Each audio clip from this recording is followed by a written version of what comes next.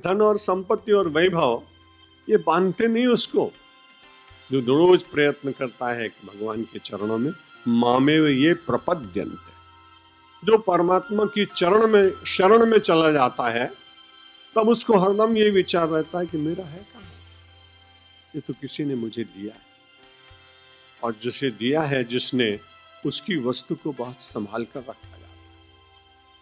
मैं नित्य प्रवासी हूँ, 50 वर्ष से प्रवचन कर रहा हूँ, भगवान की कृपा से प्रवचन नहीं कर रहा हूँ, पूजा कर रहा हूँ, शब्दों के पुष्प चढ़ा रहा हूँ सबके ऊपर। दुनिया में हजारों लाखों लोग मेरे फूल स्वीकार करते हैं, ये उन लोगों की बड़ाई है, मेरी बड़ाई इसमें कुछ दिखती नहीं। जब मैं किसी के यहाँ पधरावनी करने गया, बड़ा सामान्य सा व्यक्ति था, लेकिन उसके बगल में जो व्यक्ति रहता था वो बड़ा धनी व्यक्ति था, लेकिन बड़ा उदार। उस व्यक्ति ने कहा कि बड़े विश्व के प्रसिद्ध संत, कृपा करके उन्होंने पधरावनी में आने का वो वचन दे दिया, हमारे यहाँ आएंगे, लेकिन हमारे यहाँ तो सादड़ी है, बहुत साधारण कपड़े हैं, साधारण फर्नीचर है, आप हमारी सहायता करेंगे क्या? हमारे यहाँ से कारपेट ले जाओ, हमारी क्रॉकरी ले जाओ, हमारे बर्तन ले जाओ, हमारे यहाँ का थोड़ा 2-4 कुर्सियाँ ले जाओ, लोग आएंगे। और बहुत अच्छा गया। तो मैंने कहा ये व्यक्ति तो बड़ा संपन्न दिख रहा है, बाहर से भी बहुत गरीब था, लेकिन जब उसने तुरंत अपने परिवार के लोगों के बात कही, मैं निकल रहा था, आपनी वस्तुओं નથી, वो संभाળીને આપ્યું છે પાછા। तब मुझे ऐसा लगा कि ये तो किसी से मांग के लाया था, लेकिन मुझे आदमी इतना अच्छा लगा वो, मैंने कहा तुम बहुत भले आदमी हो, किसी से कुछ देर के लिए मांग कर लाई हुई वस्तु का आप इतना रक्षण कर रहे हैं जितना अपनी वस्तुओं का नहीं कर रहे हैं। मैंने कहा आप बड़े आध्यात्मिक व्यक्ति हैं, मुझे एक चेतना मिली कि ये शरीर भी भगवान ने दिया है, बुद्धि भी भगवान ने दी है, यदि पड़ोस की क्राकरी का संरक्षण करना है तो परमात्मा के दिए हुए तन मन धन उसको उसका माने। जब परमात्मा का मानेंगे तो उसका दुरुपयोग कैसे होगा? और ये विचार बना रहेगा वापस तो देना है। कबीर बड़ा सावधान है, रोज कपड़े बना रहे हैं, जुलाहे का काम कर रहे हैं, ताना बाना लगा रहे हैं, थान के थान बनते जा रहे हैं। कबीर से पूछा किसी ने, बड़ी सावधानी से आप अपने इस कपड़े को बनाते हैं? उन्होंने कहा तुम्हें मालूम नहीं है, तुम लोग तो पता ही चाहे जैसे करो, लेकिन मेरा तो एक ही बात का ध्यान रहता है, दास कबीर जतन ते ओढ़ी, ज्यों की त्यों धन धर दीनी, चदरिया राम नाम रस बीनी चदरिया। कबीर बड़ा सावधान, गृहस्थ संत है, छोटी जाति में उत्पन्न, काशी जैसे पवित्र नगर में है, बड़े बड़े विद्वान जहाँ शास्त्रार्थ महारथी हैं, उनके बीच में अपनी सीधी सादी निर्गुणी भजनों के द्वारा लोगों को आकर्षित करते हैं। चले आते हैं लोग कहते तुम्हारे पास आते हैं, काशी के पंडितों के पास नहीं जाते। कबीर ने कहा इसमें मेरा तो कोई आकर्षण मुझे लगता नहीं। लोग चले आते हैं तो बड़ी अच्छी बात है, मैं गाता हूँ, मैं गुनगुनाता हूँ, लोगों को अच्छा लग जाता है। हम सब लोगों को विचार करना चाहिए। कबीर जैसा एक महापुरुष, गृहस्थ जीवन में जीने वाला व्यक्ति बड़े विश्वास के साथ कहता है कि मैंने चादर किसी से मांगी है और इस जीवन की चादर को मुझे वापस करना है। इस जीवन की चादर में यदि कभी काला टीका लग गया तो देने वाला कहेगा तो मैंने तुमको स्वच्छ दिया था और ये स्वच्छ है। कभी खड़े होइए, बरसात के दिन है ना आजकल, मैं बहुत अच्छी तरह से बिंदु को देखता हूँ जो सीकर झर रहे हैं आकाश में से, उन बूंदों को देखता हूँ तो बूंदें कितनी अच्छी लगती हैं, स्फटिक जैसी, क्रिस्टल जैसे। कि हमारे यहाँ 3 तत्वों में आदमी जीता है, सत्यम, शिवम, सुंदर। मगर बड़े आश्चर्य की बात है कि सत्यम से तो हम बहुत डरते हैं,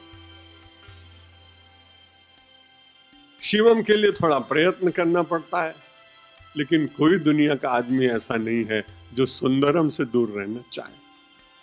जब इन्होंने मेरा चित्र दिया मुझको आज, मैंने कहा मैं इतना सुंदर हूं नहीं जितना तुम बना के लाए हो, लेकिन मुझे अच्छा लगा क्योंकि मानवीय दुर्बलता है, वो अपने को देखना चाहता है, अभद्र नहीं देखना चाहता है। वो अपने को सुंदर देखना चाहता है। क्यों सुंदर देखना चाहता है?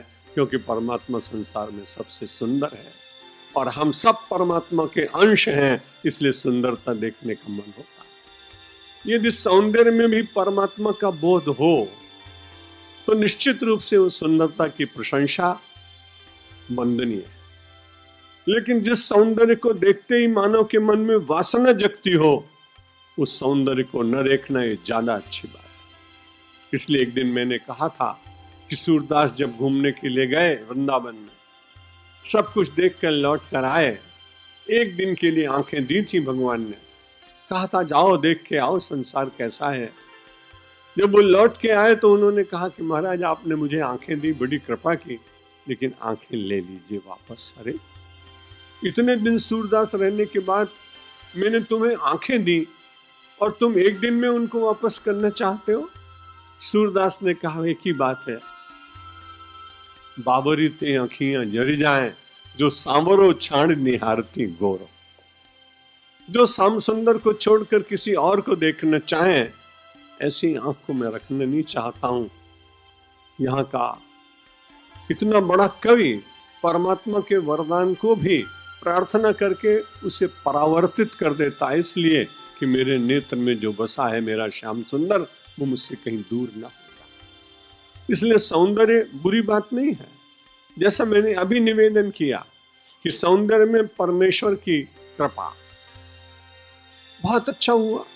शिवाजी महाराज की विजय होती जा रही थी और वहां उनके एक सेनापति ने उस युद्ध में एक दिन किसी एक अत्यंत सुंदर मुसलमान महिला को, कन्या को पकड़ लिया और ले जाने के बाद दूसरे दिन शिवाजी के शिविर में कहा आज आपके लिए एक बहुत अच्छा तोहफा लाए, आज आपके लिए एक बहुत अच्छा उपहार लाए।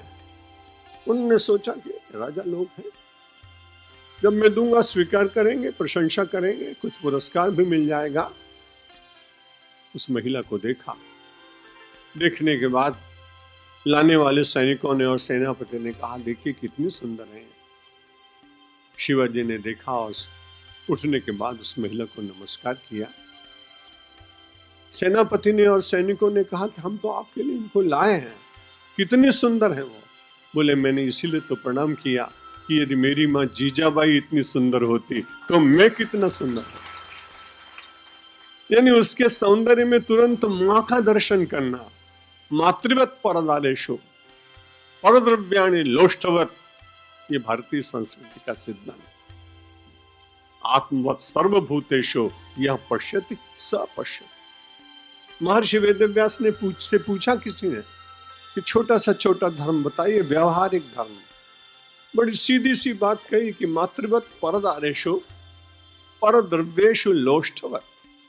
दूसरे का धन, दूसरे की संपत्ति पत्थर का एक टुकड़ा है, मिट्टी का एक ढेला है। संसार में जितनी माताएं हैं, एक परिणीता को छोड़कर सबके भीतर मेरी मातृवत परदारेषु परद्रव्येषु लोष्टवत आत्मवत सर्वभूतेषु। ये ब्राह्मण है, क्षत्रिय है, वैश्य है, शूद्र है, सिख है, जैन है, बौद्ध है, पारसी है, गोरा है, पीला है, काला है, नाटा है, बड़ा है, ये सब ऊपर की पहचान। भारतीय दर्शन की पहचान क्या है? आत्मवत सर्वभूतेषु। सबके भीतर वही एक आत्मा, वही एक परमात्मा विराजमान है। शास्त्र ने कहा यह पश्यति स पश्यति। जो इस प्रकार से देखना जानता है वही देखना जानता है। ये तो बड़ी अच्छी बात है। हम में से 90% लोग धृतराष्ट्र ही हैं, फिर भी हम लोगों को ऐसा मान रहे लोग कि हम देख रहे हैं। जो देखते हुए भी जगत में केवल जागतिक दृष्टि से ही प्रतिपल देखते हो, उनके पास में धृतराष्ट्र है मानना चाहिए। इसलिए वो दिव्य दृष्टि प्राप्त करने के लिए ही तो भगवान हम सब लोगों को इस मानव तन में भेजते। मनुष्याणाम सहस्रेशो कश्चित यतति सिद्धये यततामपि सिद्धानाम कश्चिन माम वेत्ति तत्वतः। प्रयत्न करते रहना चाहिए। प्रयत्न करते करते आज नहीं तो जब भी कभी सफलता मिलेगी, मिल जाएगी। और उसके बाद फिर कहते हैं कि भाई भगवान के चरणों में प्रीति लगाने के लिए कुछ मार्ग तो बताइए। चतुर्विधा भजन्ते माम जना सुकृतनोर्जुन आर्थो जिज्ञासु अर्थार्थी ज्ञानी च भरतर्षभ। और कबीर ने कहा था कि हम सब लोग हैं तो बड़े अच्छे हैं, लेकिन फिर वो कहता है कि क्या करूं मैं, लेना हो सो ले लो। तो कबीरा या जग आए के मती दिखाओ ऐठ। इस संसार में आने के बाद ज्यादा अहंकारी मत बनना। कबीरा जग में आए के मती दिखाओ ऐठ, लेना हो सो ले लो अब 3 दिन की पैठ। अब तो ये पैठ 3 दिन तक चलेगी और भगवान का नाम फिर कहीं आगे लेने चले जाएंगे। बड़ी मस्ती में रहता हूं तो हम मस्तानों की क्या हस्ती है, आज यहाँ कल वहां चले। हम मस्तानों की क्या हस्ती है, आज यहाँ कल वहां चले। मस्ती का आलम साथ चला, हम धूल उड़ाते जिधर चले। सन्यासी लोग तो ऐसे ही परिव्राजक बन के घूमते रहे। अब अर्जुन ने कहा कि महाराज प्रपन्न हो जाएं आपके तो बड़ी अच्छी बात है, लेकिन समाज में सब लोग एक साथ तो आपके साथ पूरी तरह से शरणागत नहीं हो सकते। बड़ी व्यवहारिक बातें की। इसलिए श्रीमद् भगवद गीता मोक्ष शास्त्र होने के साथ वो व्यवहार शास्त्र, कर्मयोग का शास्त्र है, जीवन को तरल बनाने का शास्त्र है, जीवन को सरल बनाने का शास्त्र है, जीवन में शौर्य भरने का शास्त्र है, और जीवन में कर्तव्य की भूमि पर कठोरता पूर्वक निर्णय लेने का शास्त्र। इसलिए भगवान ने कहा तो हम तुमको बताएं कि प्रपन्न होने के लिए रास्ता है, धीरे धीरे हो सकता है। रस रस सुख सरित सर पानी कि ममता त्याग करहि जिमि ज्ञानी। ज्ञानी लोग धीरे धीरे ममता का परित्याग करते हैं। बीच में मैंने आपको छोड़ दिया कि बादल में से बूंदें गिर रही थी और बड़ी सुंदर लग रही थी।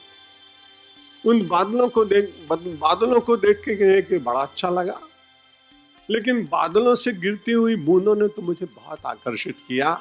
मैंने कहा स्फटिक बरस रहा, कितनी शुद्ध है बूंदें। लेकिन जब उनको देखा मैंने धरती के पास, मेरे मन में बड़ी दया जागी, करुणा जागी, सहानुभूति जागी। जो एक क्षण पहले स्फटिक जैसी चमक रही थी, अरे इसकी कैसी दुर्गति। मैंने उससे पूछा तुम तो बहुत ही शुद्ध थी, ये हुआ क्या? उन्होंने कहा कि तुमने देखा नहीं कि भूमि पर तो ढाबर पानी कि जिमि माया जी वहीं लपटाई। वो पहले तो बिल्कुल ब्रह्म स्वरूप था ही बिंदु, लेकिन जब धरती को उसने छू लिया तो मटमैली हो गई बूंद। हम सब लोग थे तो परमात्मा के अंश ही, लेकिन जगत को छूते ही धीरे धीरे मटमैले होने लगे। लेकिन प्रयास करना चाहिए, शुद्धता की ओर जाने का प्रयत्न करना चाहिए। औषधि को शुद्ध कर रहे हैं, पर्यावरण को शुद्ध कर रहे हैं, जल को शुद्ध कर रहे हैं, नगरों को शुद्ध कर रहे हैं। तब ये एक बड़ा दायित्व मेरा और आपका है कि अपने हृदय को भी शुद्ध करें। और जितनी जितनी शुद्धता बढ़ेगी उतनी उतनी परमात्मा का नैकट्य मिलेगा। परमात्मा को आप जरूर रोज भोग लगाइए। भगवान बड़े कृपालु हैं, लेते नहीं हैं। एक दिन बता दिया आपको, अगर लेने लगे तो आप देंगे नहीं। आप करके देख लो। अगर आप उनको गुलाब जामुन चढ़ाएं रोज 5, और उसमें से वो रोज एक उठाने लगे, तब आप कैलकुलेट करेंगे कि 5 रुपए का एक, 30 दिन में 150, 12 महीने में तो बहुत ज्यादा खर्चा बढ़ जाएगा। इसलिए भाई अब नहीं रखें। तब फिर वही रामदाना और साकर रखना शुरू कर देंगे। लेकिन परमात्मा ने बड़ी कृपा की, वो लेता ही नहीं। आप 56 प्रकार के भोग रखिए, लेकिन उसमें से कुछ ग्रहण नहीं करता। एक रत्ती उसमें से कम नहीं होगा, 1 ग्राम कम नहीं होगा, क्योंकि भगवान जानते हैं मानव बार्टर ऑफ एक्सचेंज में रहने वाला है। इसलिए परमात्मा लेता नहीं, तो फिर प्रश्न हुआ रखें क्यों? जब लेता ही नहीं तो रखें क्यों? तो भगवान ने कहा हाँ मैं लेता हूं। क्या लेता हूं? मैं भाव लेता हूं। भावग्राही जनार्दना, पदार्थग्राही जनार्दना नहीं, वस्तुग्राही जनार्दना नहीं। जब इतनी सरलता है कि आपकी वस्तु कोई कम होती ही नहीं, तो मेरे भाई बहन उसको अर्पित करने में डर ही क्यों लगता है? फिर उसको मन से अर्पित तो करें। तो भगवान से अर्जुन ने कहा कि महाराज उस प्रपन्नता के भाव को प्राप्त करने के लिए कुछ सरल मार्ग बताइए। तो भगवान ने कहा चतुर्विधा भजन्ते माम जनाः सुकृतिनो। अर्जुन, जो सुकृति लोग हैं, थोड़ा सा पुण्य तो चाहिए, थोड़ा सा पुण्य चाहिए तो उतने से ही काम आगे होने लगेगा। यदि आपके पास पुण्य ना हो तो उसे प्राप्त करने के लिए थोड़ी संध्या वंदन, संत सेवा, गौ सेवा, गरीब सेवा, वनवासी सेवा, दरिद्र सेवा करिए, पुण्य जागेगा। और यदि आपके भीतर पुण्य है ही तो बड़े भाग्यशाली आप। पुण्य आपके हैं इसका प्रमाण यह है कि आपका सतपथ पर चलने का मन होगा। पुण्यों का अभाव है तो समझ लीजिए कि आप निरंतर बुराई का ही चिंतन करेंगे। और यदि मन बार बार बुराई की ओर जाता है तब तो और सावधान होना पड़ेगा, क्योंकि हर व्यक्ति बुराई के मार्ग पर चलने वाला अंत में दुख प्राप्त करता है। थोड़े दिन उसको मिल जाएगा, लेकिन महाभारत ने कहा, महर्षि वेदव्यास ने, कि जो लोग ऐसा मान रहे हैं कि उस आदमी ने तो अनीति पूर्वक कमाया, मैं भी ऐसा करूं, तुरंत निषेध करते हैं कि नहीं, अन्याय नार्जितम द्रव्यम 10 वर्षाणि तिष्ठति। अन्याय के द्वारा उपार्जित किया पैसा केवल 10 वर्ष तक काम देता है। प्राप्ति तो 11 वर्षे समूलस्तु विनश्यति। 11 वर्ष प्राप्त होने पर वो समूल नष्ट हो जाता है। यदि संपत्ति नहीं नष्ट होती तो संपत्ति का उपभोक्ता नष्ट हो जाता है। यदि संपत्ति का उपभोक्ता नष्ट न हो तो उसके वंश में आगे उसका उपभोग करने वाला कोई शेष नहीं। इसलिए लोगों को अनीतिपूर्वक कमाते हुए देखकर अपने मन को मजबूत रखिए कि श्रम पूर्वक, ईश्वर की कृपा पूर्वक, योग्यता और अपने अधिकार पूर्वक प्राप्त करेंगे, और उसके मिल जाने पर भी उतना भगवान दे देगा, क्योंकि योगक्षेमम वहाम्याम, ये उसकी प्रतिज्ञा। परमात्मा ने मुझे और आपको जीवन दिया है, इसलिए वो निश्चित रूप से रक्षण करेगा। यो में गर्भगतस्यादौ पूर्वम कल्पितवान पयः योसो विश्वम्भरो देवः स किम सुप्तो तवामृता। नीतिकार कहते हैं, जरा विचार तो करो, संसार में आने से पहले मातृस्तन में दुग्ध की व्यवस्था किसने की थी? कोई सरकार की ओर से व्यवस्था थी? कोई प्रकल्प था? कोई योजना थी? नहीं। यो में गर्भगतस्यादौ पूर्वम कल्पितवान पयः, जिस परमात्मा ने मेरे लिए दुग्ध की व्यवस्था कर दी, तो कहते हैं ऐसा भगवान विश्वम्भर है ना। योसो विश्वम्भरो देवः, वो परमात्मा सकिम सुप्तो, क्या वो सो गया? अथवा मृतः, क्या वो मर गया? वो परमात्मा सोया भी नहीं है, वो परमात्मा मरा भी नहीं है। जब वो है तो उस अपनी प्रतिज्ञा को पूरा करेगा ना। योगक्षेमम वहाम्याम। इसलिए हम अपने कर्तव्य का पालन करते चले जाएं। भगवान श्री कृष्ण ने कहा 4 मार्ग हैं, भक्ति के 4 मार्ग। चतुर्विधा भजन्ते माम जनाः सुकृतिनो। अर्जुन, जो सुकृति लोग हैं वे 4 मार्ग से भगवान का स्मरण करते हैं, और उन्होंने बताया वो 4 मार्ग कौन कौन से हैं। चतुर्विधा भजन्ते माम जनाः सुकृतिनो अर्जुन आर्तो जिज्ञासु अर्थार्थी ज्ञानी। ये 4 बताए।